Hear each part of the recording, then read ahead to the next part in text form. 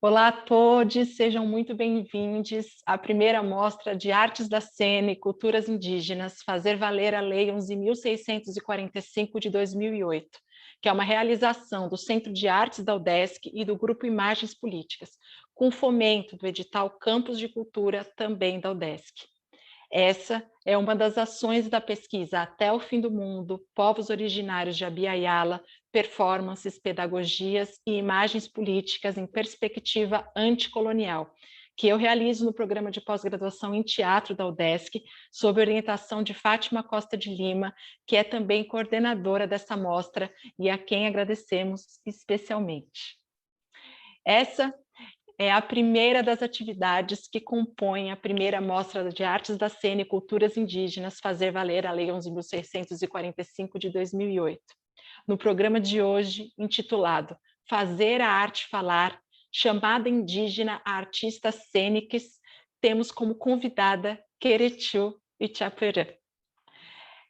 Queretiu é uma das lideranças da terra indígena Morro dos Cavalos, coordenadora executiva da Articulação dos Povos Indígenas do Brasil, a APIB, e também da Comissão Guarani Verupá. Eu sou Juma Pariri, e para todos verem, minhas mãos estão pintadas de genipapo, que é um fruto que tinge a pele de uma cor azulada escura e ajuda a proteger do que nos parece invisível. E no pulso direito, eu uso uma pulseira amuleto azul com detalhes vermelhos, feita por Rayana Taquá, da terra indígena Morro dos Cavalos. Uso também uma camiseta de cor preta, onde se pode ver um grafismo que representa as 4 estações, e também a frase, ambos em cor branca, Morro dos Cavalos, homologação já. Atrás de mim tem um fundo virtual, onde se pode ver uma bananeira e seu coração, que agradeço muito por me dar sustento.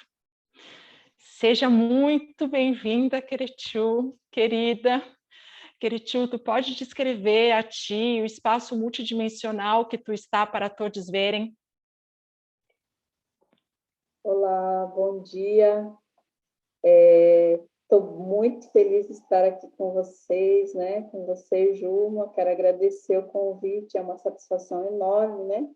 Estar aqui. E eu sou Queretiu, do Chapuru, do Terra Indígena Morro dos Cavalos, como apresentada, né? Eu sou uma mulher de 1,53 m, né? Todo mundo fala que eu sou uma grande mulher. Então, eu estou aqui, eu estou com fone no ouvido, tenho minhas pulseiras também, né? Que são as minhas proteção, né? Que eu uso isso comigo o tempo todo, né? Uma de proteção de grafismo fechado, outra de proteção de grafismo aberto, né? Essa pulseira azul. Atrás de mim aqui eu tenho um espaço onde eu guardo minhas artes, né? As coisas que eu uso, brinco, colares, né? Sementes. Tem também aqui um quadro que eu ganhei, uma pintura, né? Que eu ganhei do meu filho, do Caraí, né? Quando ele foi em São Paulo, ele encontrou e trouxe para mim de presente. E eu estou na aldeia, né? Estou aqui na aldeia da terra indígena Morro dos Cavalos e a gravação está sendo feita no centro de formação aqui da terra indígena Morro dos Cavalos. Obrigada, Querechu. É uma felicidade muito gigante ter você assim com a gente nessa dimensão, né? E também tantas outras que a gente acessa suas ideias, suas ações e seu coração no mundo. E para iniciar esse nosso encontro de hoje, né, como parte assim, eu gostaria de convidar você, né, e a todos a assistir um registro de performance que eu co-criei em 2013 com a Valdelice Verão Maravilhoso, lá de Verão, e outras lideranças do Guarani Kaiowá. É uma performance que chamou A Palavra que Age, medida performativa número 1, e a gente ativou essa performance no 5º Festival Internacional de Teatro de Dourados, lá no estado do Mato Grosso do Sul, Embora seja um vídeo de 2013, eu acho que ele pode trazer coisas aqui, essa obra cênica pode trazer coisas aqui para o nosso debate. Então, com licença que eu vou compartilhar aqui o vídeo.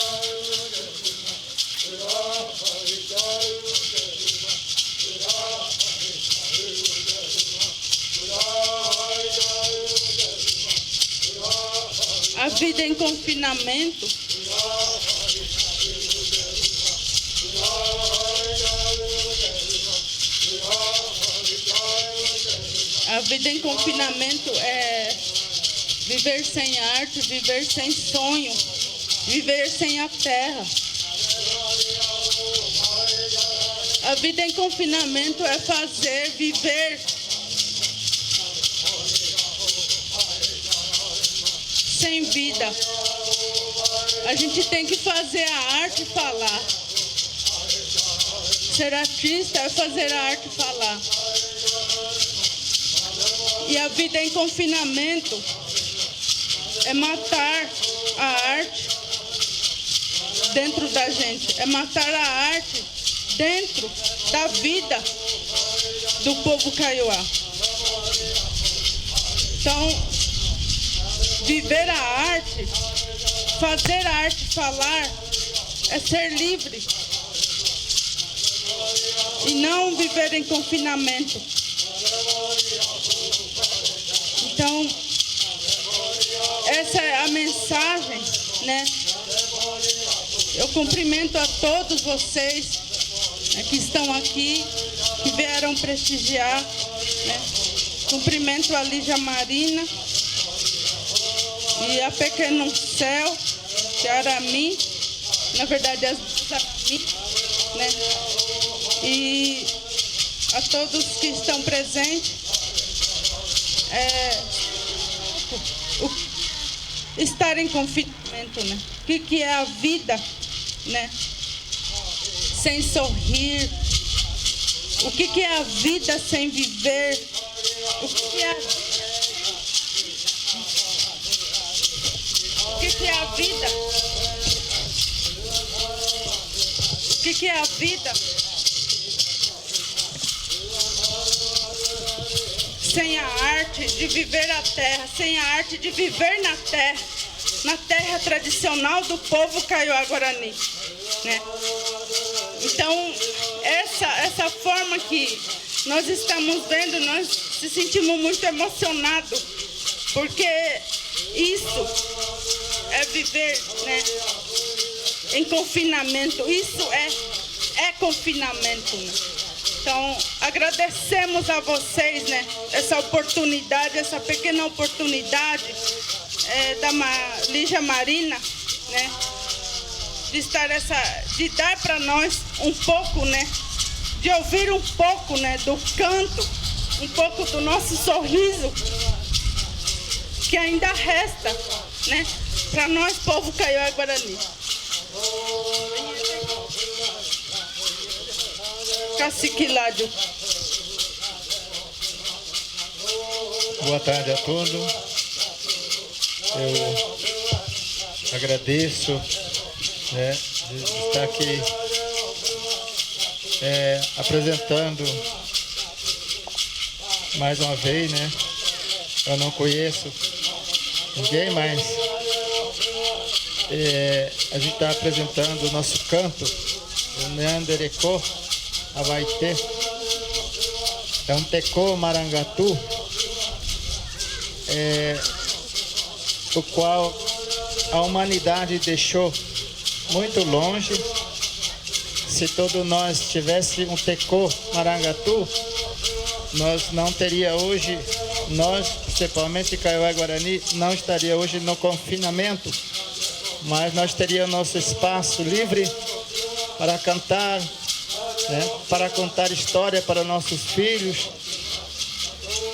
Não teria morte de lideranças, mas estamos aqui, ainda vivo, resistindo, com canto, o que o Tupã nos dá, o que o Xamã nos fortalece. Esse é o meu canto, kaiowá guarani. Esse é a minha arte, né? Esse é a minha vida. Então, eu agradeço muito a todos que estão aqui, né? E nessa tarde. Então é isso. Em nome da Lígia Marina e a Pequeno Céu, a nossa Arami, a gente agradece a todos, né? As duas Arami, né? Minha filhinha e a Arami. Agradecemos por todos que estiveram presentes para ouvir, professora também, nossa boerrara, professora Graciela, que é mais que uma irmã para nós, né? Então, a gente agradece a todos vocês, né? E vivam essa arte, todos os artistas, vocês são artistas que traz para o mundo ver a tristeza daqueles que não podem falar, o choro daqueles que não podem ser ouvidos, a voz daquele que já não existem mais, que tombaram na luta pela terra, né? Tombaram na luta por um pedacinho de teto, né? Tombaram na luta por um pouco, né? Portanto, lutar, né, pela vida mesmo, né, em todos os lugares deste mundo, né, vocês são a voz, né, a voz do povo, é o artista, né, então, isso eu agradeço a todos vocês mesmo, né? Muito obrigado. Então, agradeço a liderança Chatali, a liderança Amâncio, o cacique Ernesto Veron e o Sérgio, são os meus irmãos, né? Todos aqui estão, e agradeço a presença, né, de todos, que nós aqui, não está sendo fácil a nossa luta, a nossa resistência. Então, agradeço por podermos vir, né, por podermos estar aqui com vocês. Então, muito obrigada.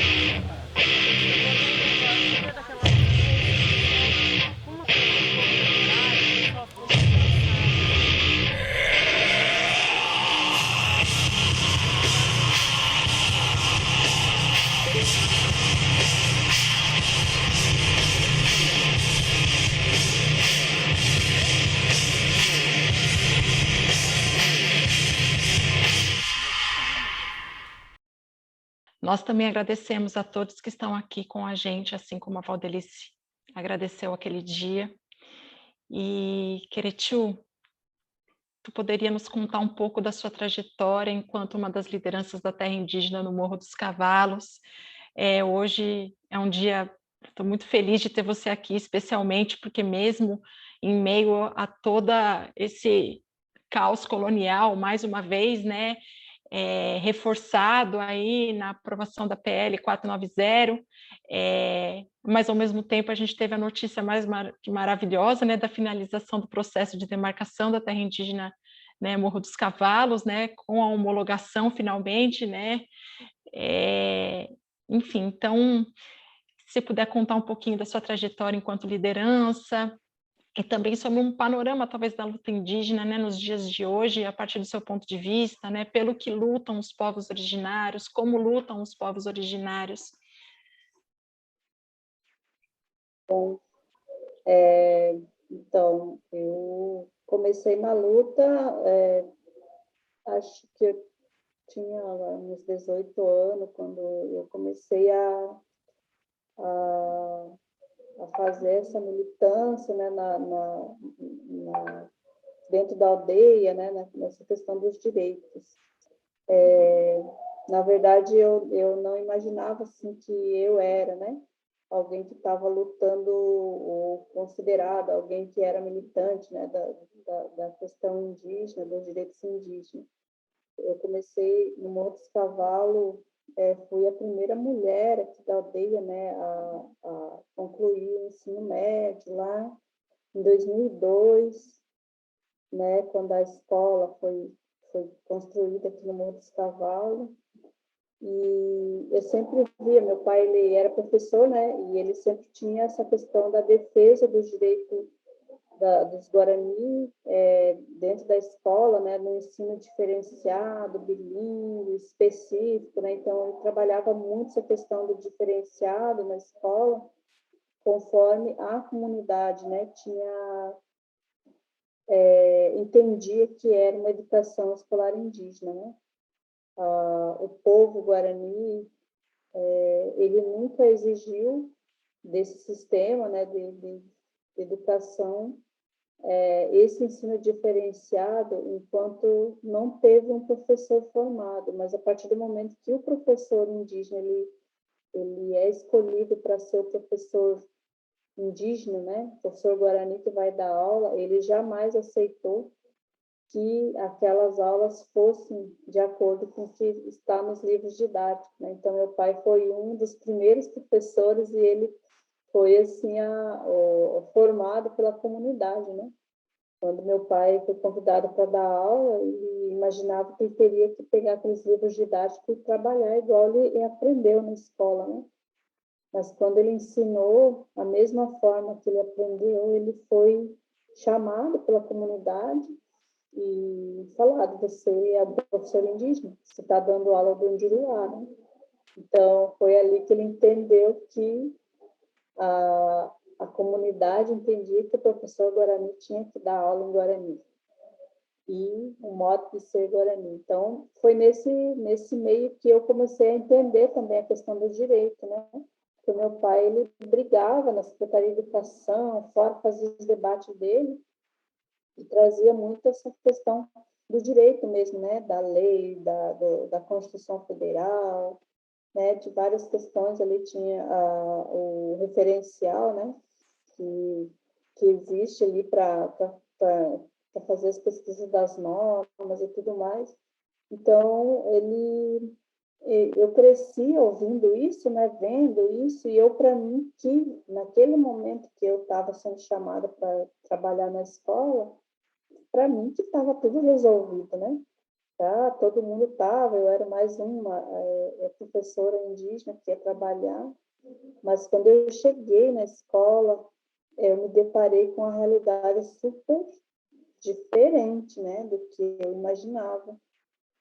Um autoritarismo, de novo, né, dentro da escola, uma imposição onde a pessoa que era responsável na coordenação da escola, ela, além de ela estar dando as ordens para os professores, para os alunos da escola, ela era a pessoa que dava ordem para o cacique, para as lideranças da aldeia, como que tinha que se comportar ali, né?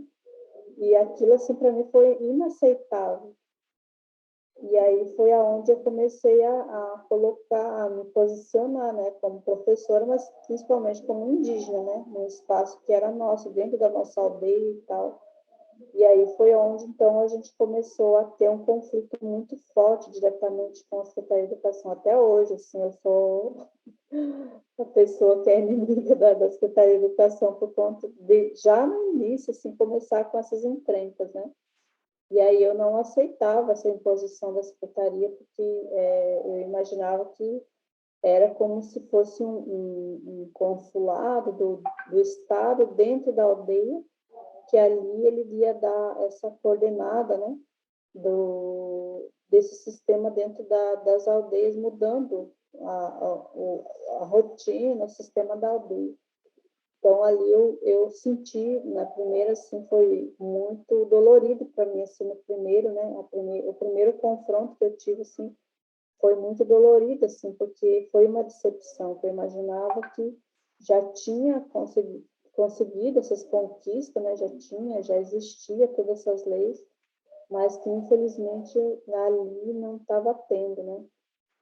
Então, a comunidade teve todo esse apoio, assim, para mim, me deu todo esse apoio, as pessoas mais velhas, crianças, mulheres, né, os jovens me apoiaram muito. Foi onde, assim, eu dei uma balançada, assim, né, e falei, não, essa vida não é para mim, porque é muito dolorido, né, a gente em fazer esse enfrentamento, e também não tinha muita experiência. Mas, como a comunidade falou, não, a partir de agora é você que vai coordenar aqui, né? Aí eu já pensei, não, é muita responsabilidade para mim. Em 2004, a comunidade chama para fazer esse apoio. Então, eu pego e fico um pouco na escola, depois eu saio, daí em 2006 eu volto, daí eu já volto mais sabendo da realidade, né? E aí eu entro na escola e é onde, então, a gente começa na escola de Biguaçu, né? Que eu trabalhei 3 anos na escola de Biguaçu. Foi aonde, então, a gente trouxe, na época, quando começou de novo a Secretaria a fazer os mesmos questionamentos, a gente criou um projeto político-pedagógico para a escola, né? Mas o projeto político-pedagógico não era um projeto como outras escolas. A gente começou pelo problema que acontecia, né? Que era questionado os rituais, quando os alunos iam para os rituais, passavam 24 horas em atividades de rituais, a secretaria não aceitava. Quando era para fazer também os plantios, né, que era para se preparar as roças, também eram consideradas atividades escolares, a secretaria não reconhecia, então a gente pegou essa parte desse problema, né, que era para a secretaria, e a gente criou nosso currículo em cima desses pontos. A outra questão assim, que foi bem forte também, um dos problemas foi quando as meninas, né, ficam mocinhas, que é cultural, né, da gente pegar essas meninas, trancar elas num espaço onde elas vão passar por um processo, né, de aprendizado, de conhecimentos da vida, né, com outras mulheres. Então, essas meninas ficavam mais de 30 dias sem vir para a escola. E aí, mesmo elas estando esses 30 dias sem ir para a escola, também elas não recebiam falta, porque para nós, aquele momento era o melhor momento da vida da pessoa, né, que estaria recebendo o ensinamento para a vida dela, né? Mas a secretaria não reconhecia isso como um ensino, ela ganhou falta, né? Então, a gente colocou isso também, né? A gente chamou de Cunhanguereicó, que é a vida da mulher, né? Foi, assim, acho que é onde deu mais volume, assim, na escrita, né, dessa parte, né, dentro do projeto político-pedagógico. E aí, então, por aí a gente foi, né, no Morro dos Cavalos eu retorno, então, e aí chego aqui no Morro e tento trabalhar com o Nhanguereicó aqui, né, que comecei em Biguaçu, retorno para o Morro dos Cavalos, começo a trabalhar com o Nhanguereicó, e só que eu já me dá outra decepção, porque as mulheres daqui não queriam saber do Cunhanguereicó. né, que é a vida da mulher, que é a saúde da mulher, essas questões não queriam, tipo, não interessou muito para as mulheres daqui. E eu tentando trazer, né, para que as mulheres se interessassem, mas infelizmente não era aquilo, né? E aí eu fui conversar com as mulheres, né, qual era o que elas, né, queriam falar e tal. E aí percebi que no Morro dos Cavalos, mais do que falar da saúde, da educação da vida da mulher, precisava falar sobre o sustento das famílias no Morro dos Cavalos, né? Que é a questão da venda dos artesanatos, de várias outras coisas. Então, assim, fomos para uma outra linha, né? Mesmo falando da vida da mulher, mas mais da mulher como sustento da comunidade, né? E aí criamos o grupo Cunhangueira Embiapó, que significa o trabalho das mulheres, ou afazeres das mulheres, né? Que envolve tudo, né? Desde da confecção dos artesanatos, a venda dos artesanatos, do plantio, da alimentação, do cuidado, né? Dos remédios que são feitos. Então, foi algo mais amplo, né? Que abrangeu todos esses espaços onde a mulher vive, além dela, né? Que seriam os filhos, a família, a comunidade. E aí, a partir dali também, eu comecei a trabalhar com jovens no Morro dos Cavalos, né? Porque quando saiu esse trabalho das mulheres, os jovens também falaram, não, a gente precisa ajudar as mulheres, né? E foi aonde a gente também foi para essa questão da mídia mesmo, né? Trabalhar com as tecnologias, né, com filmagem, com fotografia, essas coisas. E a gente fez um projeto com os jovens de inclusão digital nas escolas indígenas, né, pelo Ministério de Comunicação, e os jovens foram contemplados, assim. Então, ali foi um momento, assim, de muita conquista, né, e aonde, então, a comunidade me escolheu para ser a cacica do Morro dos Cavalos, né. Aí eu aceitei o desafio, né, porque já estava trabalhando bastante com as mulheres, com as crianças, com os jovens, né, e aí precisava, então, trabalhar com os homens, né, porque todo mundo sabe que quando as mulheres decidem, os homens vão e fazem, né, então, sempre é assim, né, então os homens automaticamente estavam tranquilos, mas aí, para mim, foi outro desafio, porque, assim, eu trabalhava com educação, com aula, com escola, né, com esse trabalho. Eu não fazia ideia de como que era o processo demarcatório, dessa questão do direito da terra, em qual fase, né, que é aprovado e tudo mais. Então, quando eu assumi o cacicado, foi por conta do problema da terra, né? A gente estava perdendo nossa terra, tinha muitos empreendimentos vindo e tal, e aí a comunidade me escolheu para ser cacique por causa disso, né? E quando eu me dei conta, eu falei, meu Deus, agora eu me enfiei numa encrenca, né?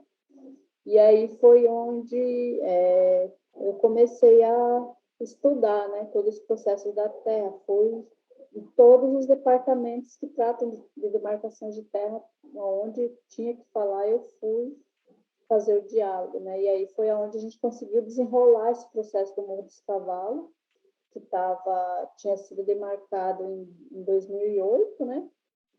Teve a portaria declarada, e isso já era 2011 e não tinha nada mais, né? Era só portaria declarada. Então, para entender todo esse processo, e aí onde começou a ser desenrolado todo o processo demarcatório. E quando começou a ser desenrolado isso, então começaram as perseguições, que foi um momento também que já não era mais como aconteceu na escola, né? Que era muito mais pesado do que isso, assim, sabe? Porque hoje eu vejo, assim, sabe, de toda essa questão da luta, eu vejo que desde 1500, né, o interesse maior foi pela terra. Então, quando a gente entra nessa luta de proteção da terra, é onde a gente é uma missão. Eu acredito que seja uma missão que Nhanderu traz para nós, e ele escolhe as pessoas para trabalharem nisso, né? porque não é fácil. Então, eu comecei no Morro dos Cavalos, trabalho pela terra, e logo em seguida, então, já começam as ameaças, né? Aí começou essas ameaças para cima de mim, da minha família, perseguição. Aí o pessoal entraram na aldeia, cortaram mangueira, fizeram um monte de coisas assim, né? Invadiram.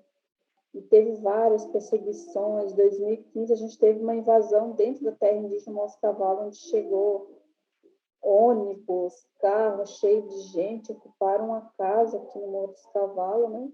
E ficou uma tensão de 24 horas entre a comunidade, a polícia e os invasores, né? Era numa véspera de feriado, então a gente teve esse desafio, né? Onde, quando a gente colocava na frente, também tinha as perseguições, né? Minha casa foi bombardeada, né?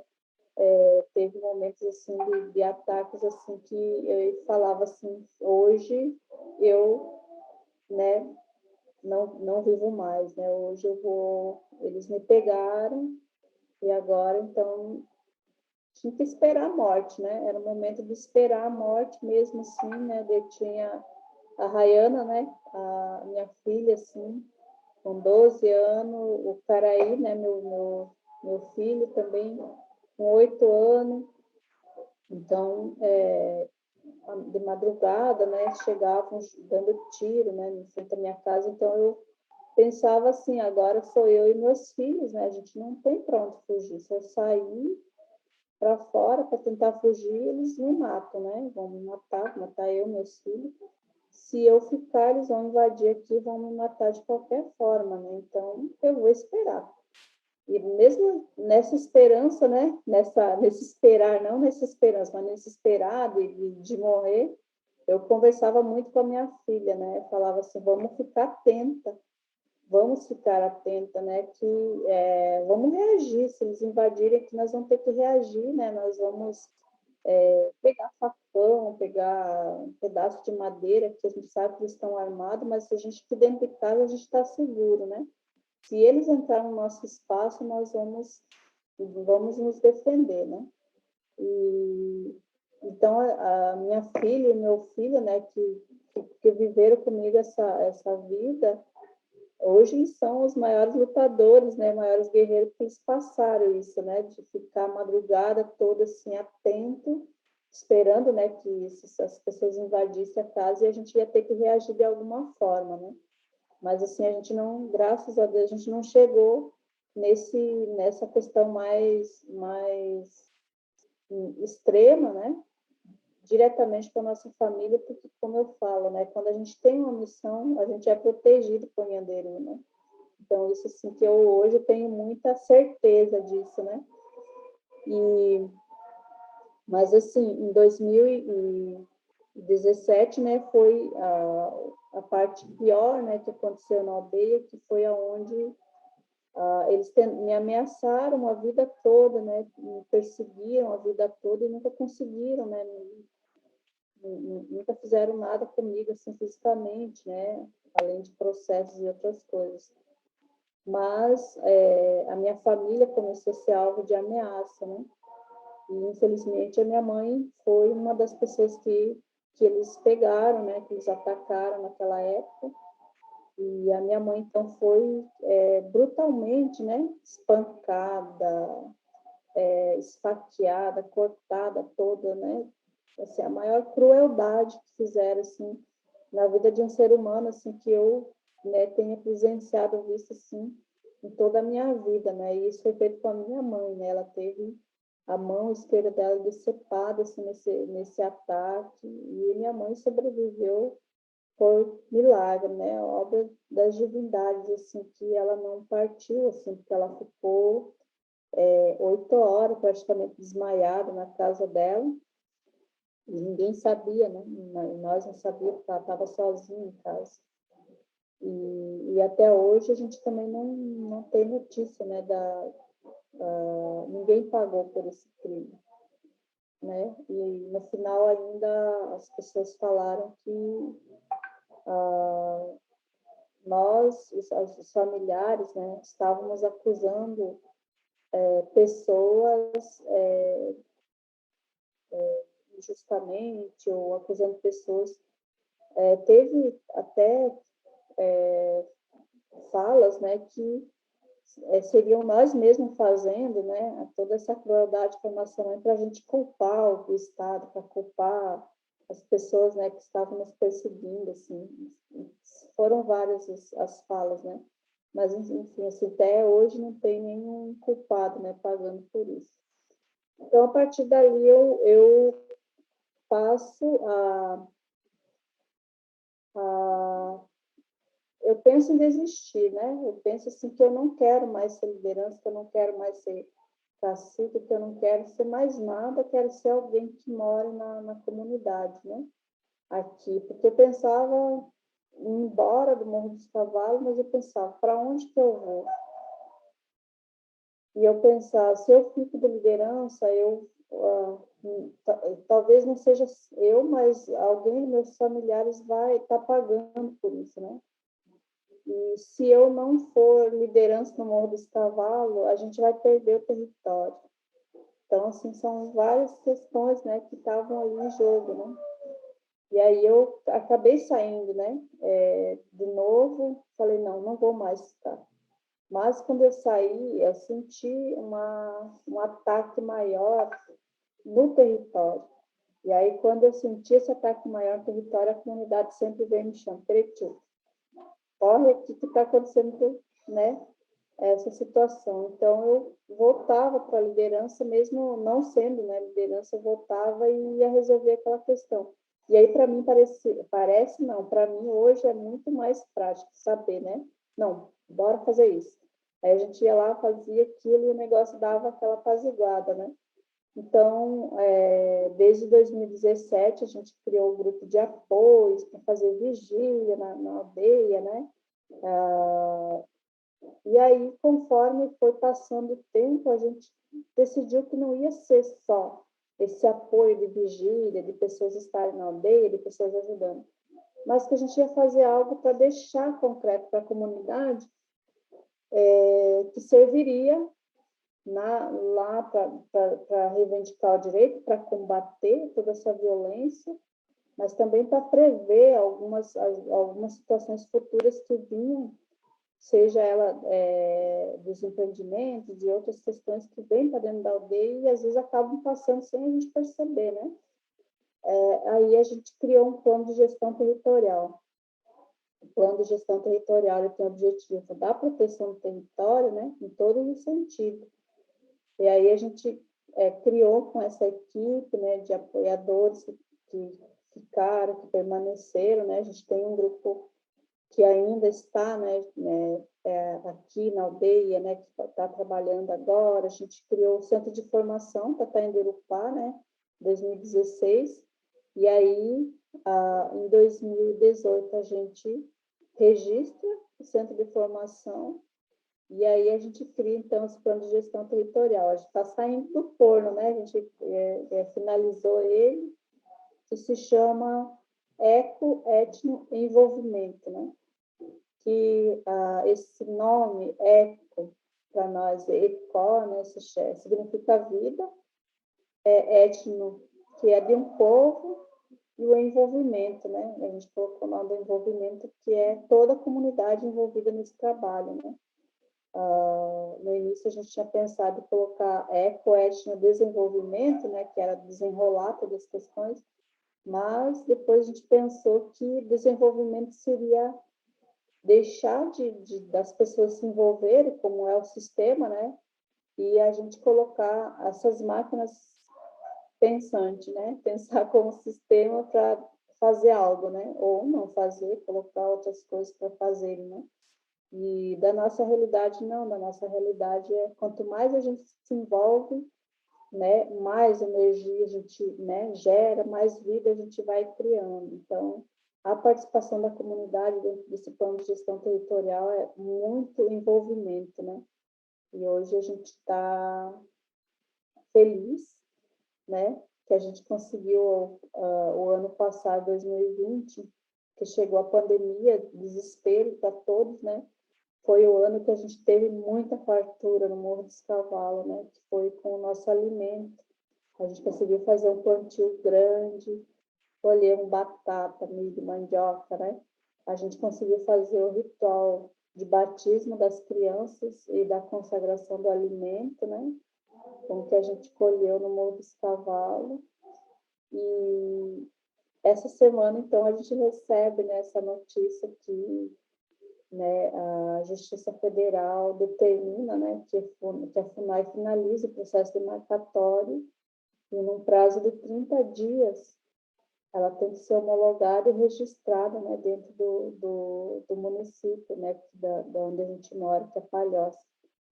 Então, assim, o impossível ele acontece, né, quando nós temos essa missão e a gente se coloca, né, nessa disposição do universo que ele use a gente para fazer esse trabalho, né? Quem diria, né, que bem na era Bolsonaro, né, esse governo genocida, né, o governo da morte mesmo, assim, a gente fala que a gente não pode nem brincar com essas coisas, porque é uma coisa do mal mesmo, né? A gente poderia trazer uma notícia maravilhosa que a gente vem há muito tempo fazendo nessa campanha pela homologação no Morro dos Cavalos, né? Então, a gente está aguardando aí até mês de julho, né? Para ver como que vai desenrolar toda essa situação, né? Mas o fato da Justiça ter determinado isso é um avanço muito grande dentro da demarcação e esse reconhecimento pelo nosso território, né? Esse reconhecimento pelo nosso território aqui como território originário, né, dos povos Guarani, aqui da terra de Morro dos Cavalos, assim, é o que a gente precisava, né, ter isso da justiça, e hoje a gente tem. Então, como que eu posso dizer, são várias emoções, né, que a gente passa, porque foi 2 dias depois de ser aprovada a PL 490, que eu não conseguia falar com ninguém, assim, né? Aquele nó na garganta que eu ficava pensando, meu Deus, né? Como que a gente vai lidar daqui para frente, né? Às vezes eu ficava pensando, meu Deus, eu tenho que pensar em alguma coisa se essa PL, ela vai ser aprovada, né? Se ela passou ali ali nessa comissão, né? Imagina ela chegar no Congresso e para o Senado, a maioria são ruralistas, ela vai passar. Então, assim, eu já ficava tentando encontrar outra saída, caso, né, ela entrasse em vigor, essa PL. Então, e agora, sim, nossa, eu estava chorando, né, que mal na garganta, de repente veio a notícia e aí agora eu choro de vez, né, agora eu vou chorar porque vale a pena chorar por isso, né, que existe esperança. E essa é a minha palavra, né, desses dias, né? Tanto para as coisas ruins quanto para as coisas boas. A palavra esperança é o que traz, né, esse conforto aí, e eu quero repassar para todo mundo, né, que utilize bastante a questão da esperança, porque ela existe e ela vem. Ai, que coisa mais linda. Isso né, de você contar toda uma trajetória de tanta luta, de tanta dificuldade, de tanta violência, né, por esse sistema genocida colonial, né, que a gente é submetido, e ainda assim aquecer a semente da esperança e manter a esperança. Nossa, eu estava ouvindo o que você estava falando, veio tanta... Foi, não sei nem quantos minutos que você falou para a gente, mas acho que fez um portal dimensional que parece que de uma riqueza mesmo de valores e de coisas, porque eu fiquei pensando assim, né, se um professor, um artista professor tivesse te ouvindo, né, agora, que é o nosso objetivo dessa mostra, né, porque os professores, né, eles estão lá na escola, assim como você contou, né, todo esse seu processo enquanto né, uma pessoa que educa de diversas formas no mundo, né, ele tiver, né, quando ele for te ouvir, né, e pensar, nossa, eu sou, né, tem uma lei que me obriga a ensinar culturas indígenas, independente até da disciplina, né, a gente aqui está no caso de artes, né, como fazer, E aí a sua fala, assim, para mim, que também, né, sou professora também, né, sempre estou também nisso, me vem, né, essa coisa de que você, além de pensar os conteúdos, né, que às vezes, né, eu vejo muito a coisa do grafismo, ou das danças, ou de algumas coisas, inclusive estereotipadas, né, do mundo indígena, mas o que você ensina a gente com essa fala é que a forma de ensinar é uma das mais importantes, né? Quando você conta toda essa questão da questão do respeito à menstruação, de como foi todo esse trabalho, né, que foi feito junto as pessoas com útero, e que, né, o sistema educacional vigente às vezes não quer considerar que aquilo, o respeito ao tempo das coisas, ao tempo dos seres, ele é o princípio da vida, né? Ele é o princípio educacional mais importante, né? Então, não sei, eu tô muito mexida ainda, porque você foi contar da sua trajetória e, ao mesmo tempo, já respondeu pelo que lutam, né, os povos originários, né, a partir da sua experiência, né, pela terra, pela vida mesma, né, com esperança, né, e contra essa violência reinante, né, uma forma de manutenção da vida mesmo, né. E você começou a falar um pouquinho desse projeto, né, do ECO, de como você está fazendo a articulação aí, né, entre educação, ecologia, a sua própria vida, o ensinamento disso, né, para aí dentro. E então, nesse sentido, né, o que eu queria te convidar a falar, te pedir para falar, talvez para falar um pouquinho mais disso, numa perspectiva de, né, também, além de educadores, também talvez outros artistas cênicos estão vendo, né, a gente aqui. E a partir, né, a Valdelice no vídeo, ela convida, né, os artistas cênicos a fazer a arte falar, né, pela vida mesmo. E arte, né, a palavra criação ficou muito junto com os artistas, mas criação e recriação do mundo está em tudo, né? Você, né, as mulheres guaranis são as guardadoras das sementes, né, da semente da vida, né? E pelo que eu já ouvi você falando em outros momentos, né? Então, queria te perguntar, né, a partir dessa relação com a terra, com a semente, com a vida, com a ecologia, com a chamada ecologia, né? Tem outras formas de dizer isso, né?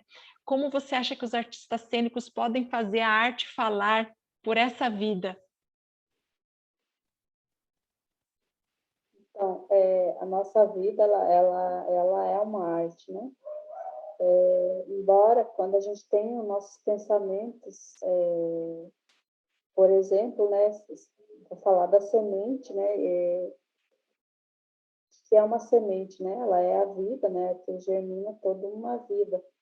Mas para ela ela germinar essa vida, eu preciso entender todo um outro processo do tempo, do calor, da umidade, né? Então a gente vai relacionando vários elementos aí para que essa vida ela acabe se gerando e crescendo, né? Então eu sempre eu falo assim que dentro da minha cabeça existe um mapa, ele tem todo um mapeamento dentro dele, e quando eu vou falar ou quando eu vou fazer certas coisas, eu já tenho os pontos onde eu vou ter aqueles pontos marcados e onde eu tenho que marcar esses pontos, né? E na minha caminhada também, né? Eu tenho um objetivo na minha vida, eu sei aonde que eu quero chegar, mas qual caminho a traçar, eu ainda não sei, né? Caminho. Eu vou caminhando e aí eu vou vendo, né, dentro desses espaços, dentro desse mapa, aonde existem os obstáculos, por onde eu tenho que fazer esses desvios. Então, quando eu começo a falar isso, já dentro acho que no imaginário das pessoas, já coloca ali, né, o mapa da vida, né, e já começa a criar os caminhos, né, tem várias possibilidades de criar o caminho. Então, para fazer gerar uma semente nascer, eu preciso também ter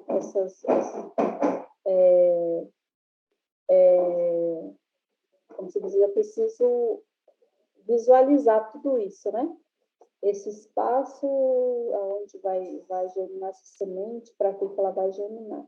E aí, dentro do mundo Guarani, né, que a gente chama do Nhanderecó, tem a questão da espiritualidade, e a gente precisa muito saber disso, né? Da criação, da origem da criação. Da onde viemos, para onde vamos, né? Quem somos, para que estamos aqui. Tipo, tudo isso a gente tem que entender, né? Dentro desse processo da vida. E dentro dessa germinação da semente, eu visualizo, por exemplo, o tempo, né, que acho que você descreveu até aí na tua camisa, né, que ali tem o tempo, né, que é colocado, né, que é a primavera, verão, outono, inverno, né, para nós são os 4 tempos, e o centro do mundo está ali, né, bem no meio. E aí, se a gente pegar essa arte e virar ela, né, que ela está feita com X, e cada ponto dela é um tempo. Se eu pegar esse grafismo e virar ele, eu vou trabalhar também com as direções, né, com as divindades, que é Nhenderu, Jacairá, Tupã, Carairendá, né? Então, estou trabalhando com essas direções. E nós trabalhamos muito com essa questão no nosso rezo, na nossa vida, né? A gente trabalha muito com isso, né? Porque esse grafismo que foi colocado, ele é um grafismo que ele fica intacto ali, né? Cada vez que você olhar, você vai saber que é esse tempo. Agora, na nossa cabeça, a gente vai fazer girar esse grafismo. E é o tempo, as direções, as estações do ano, essas coisas. Então, como que eu vou pensar, imaginar, né, esse tempo e as direções, essas divindades, né? E aí, assim, para complicar mais, nós temos ainda as divindades femininas, né, que são os elementos, né? A terra, o ar, a água e o fogo, né? Então, uma Tijari, ela tentou representar para mim a parte masculina e a parte feminina, né, como que nós representamos isso numa arte, né? E ela pegou um adiacá, que é uma cesta, né, cestaria guarani, e falou para mim, olhe como que é a parte da parte masculina, que é onde aponta, né? Que são esses traços, pode ser ela aqui ou em pé, né? Mas o fundo de um adiacá guarani, ele é quadrado, sempre é quadrado. E aí, essa é a parte que representa, então, o masculino, né? Que é essa parte mais forte, que vai sustentar, né? Segurar essa outra parte que vai ser construída, né? E a parte redonda, quando sobe depois do fundo, que é quadrado, a parte redonda, todo o traçado, toda a trama que existe, o desenho, a figura que é colocada ali, representa a parte feminina. Então, nós somos feitos de ambas as partes, né? A gente não consegue ser que a gente é se a gente não é ambas as partes, né? Então, e aí, dentro desse processo da vida, a gente a mulher, ela tem essa questão do planejar, da trama, como que vai planejar, o que vai ser usado ali, o que não vai ser usado, e o homem vai sustentar isso, né? Por isso que eu falo, assim, que na comunidade é assim, né? Quando a mulher decide, automaticamente os homens já decidiram. Então, essa semente, ela vai germinar nesse espaço, dependendo do tempo, nesse espaço, né, que é onde ela foi colocada, e nesses apontamentos, né, que são as divindades que vão fornecer a energia para essa semente. Então, assim, para desenhar tudo isso, eu acho que seria uma arte maravilhosa, né? Eu sempre falo assim que quando Nhanderu criou o mundo, ele já foi um artista, né, pensando em cada detalhe, né? Cada detalhe, assim, das cores, dos tons, dos sons, né? E E nós, o povo guarani, nós usamos muito essa criação, né, da divindade em tudo, seja ela no nosso canto, no nosso rezo, nas nossas danças, né? Tem a dança do Tangará, por exemplo, que é a dos passarinhos, né? Que a gente faz também, né? A dança do Tangará. E aí os mais velhos contam, não, foi feito isso por causa de tal coisa, né? Aconteceu na época que estava sendo feito, então Nhanderu criou para que acontecesse isso, né? Então, para a gente, assim, tudo tem a gente sabe da história dessa origem e a gente tem um porquê está fazendo também isso, né? Então, eu acredito que a arte, para nós, ele é o poder mesmo da criação, né? Que quando Nhanderu criou o ser humano, além dos outros seres, ele deu poderes, né, para o ser humano, que é o pensar e o agir, né? São as ações. Então, nós temos esse poder de transformação, né? Nós temos o poder de criação. E todo esse poder que Nhanderu deu para nós, seres humanos, foi para proteger os outros seres vivos, né? Para a gente achar um caminho de proteção para esses outros seres vivos, né? Sejam os vegetais, sejam os animais, que tem um ciclo, né? Que são as plantas, tem os animais que têm o instinto, né? Eles andam, mas eles não falam, eles só têm o instinto, né? De seguir aquele caminho que é traçado para eles. Nós, humanos, temos o pensar e a ação, né? Então, para isso, a transformação. E por isso que a gente tem esse poder de criar, né? Ser os artistas aí, de criar, não esquecendo que é para a proteção de todos os outros seres. Ai, queridinho. Nossa, muito obrigada pelo seu pensamento, ação, coração, assim, no mundo. E, sei lá, pela generosidade de compartilhar, né, com a gente, por ser também inspiração, né, para tantos de nós, assim. E eu acredito, né, no fundo do coração, tanto a semente que as suas palavras, né, seu pensamento e ação colocaram dentro de mim, mas eu tenho certeza que também pode ajudar a plantar também, né, a outros artistas educadores, assim, né, enfim, pelo menos um convite para repensar e para inspirar suas práticas, né, no mundo. Eu queria agradecer muito, muito, muito, muito, muito você ter estado aqui com a gente hoje. Queria te perguntar se você gostaria de falar, de encantar, de trazer outras palavras de encerramento, né, para as pessoas, né, as que estão ouvindo a gente nesse momento. Quero primeiro agradecer, né? Agradecer o convite e agradecer a todos e a todas, né, que estão vendo, que vão ver, né, essa gravação e deixar essa mensagem, né, que a gente precisa fazer a nossa missão como ser humano, né? Nós estamos vivendo num caos, né, do planeta mesmo, né, num caos planetário. E tudo isso, né, ele vem, são consequências da ação humana, né? A gente usou esse poder, ou muitos usaram esse poder, né, para si próprio, né, destruindo todas as outras vidas. E a melhor proteção que nós temos hoje na nossa vida são as plantas.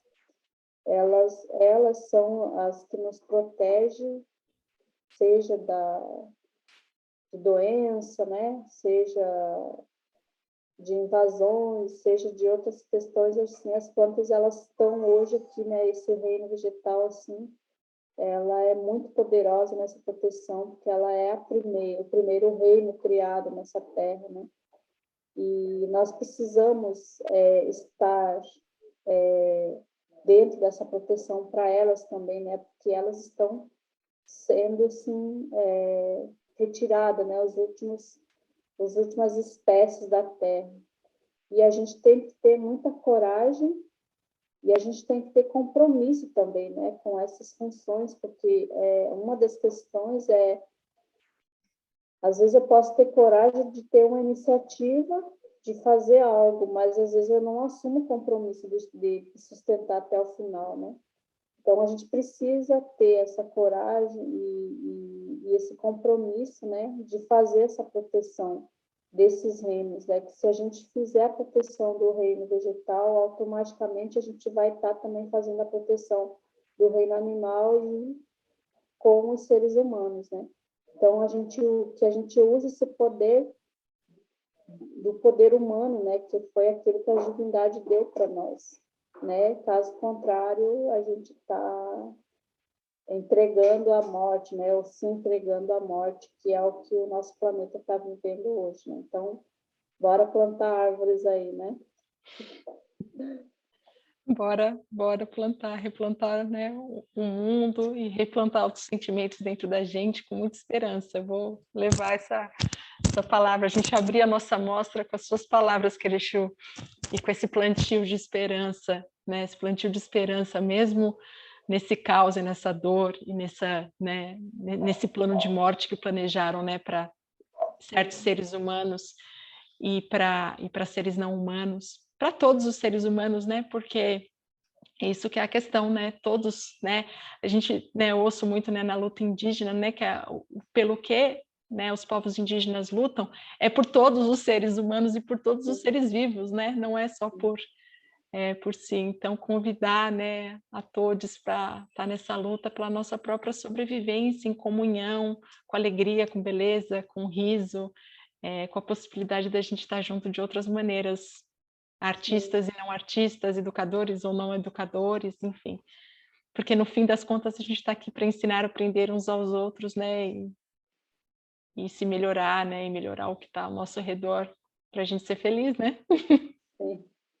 A gente fala que a gente precisa fazer um reflorestamento, né? Porque eu acho que essa consciência ela foi tirada de nós, né? No decorrer desse todo esse processo de sistema, né? Que são colocados, né? Seja ela na educação escolar ou em outros sistemas que a gente vai sendo colocado, né? Com o decorrer dos tempos, a nossa mente ela vai tendo esse desmatamento, né? Do sentimento mesmo. A gente fala assim que quando a gente toca nessa ferida, as pessoas que estão ouvindo sente essa dor.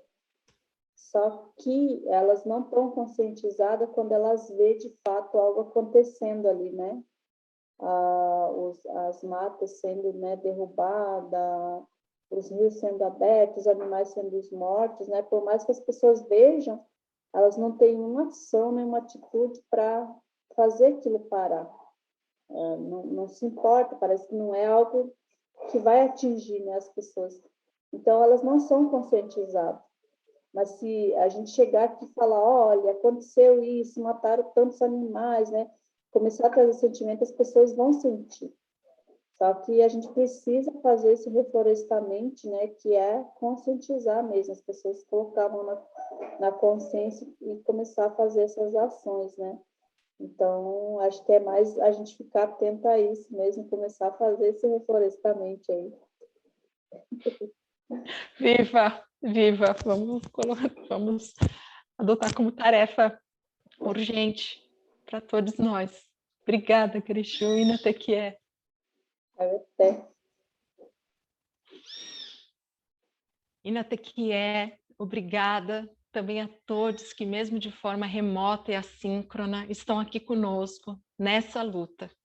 Importante contar que a qualquer interessado que essa amostra vai fornecer certificação, né, pela UDESC, e aí mais informações sobre isso pode ser obtida aqui na descrição do vídeo, lá explica tudo direitinho, como obter a certificação mesmo, você tendo acompanhado o evento de forma remota e assíncrona.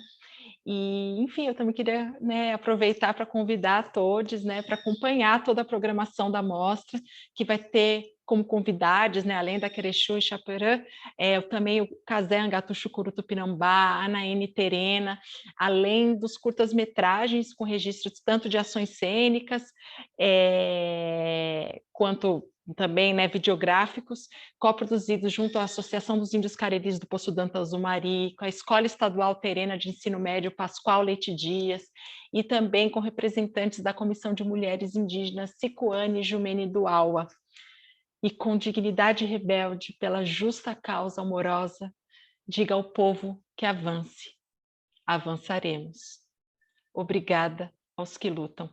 Inatequié.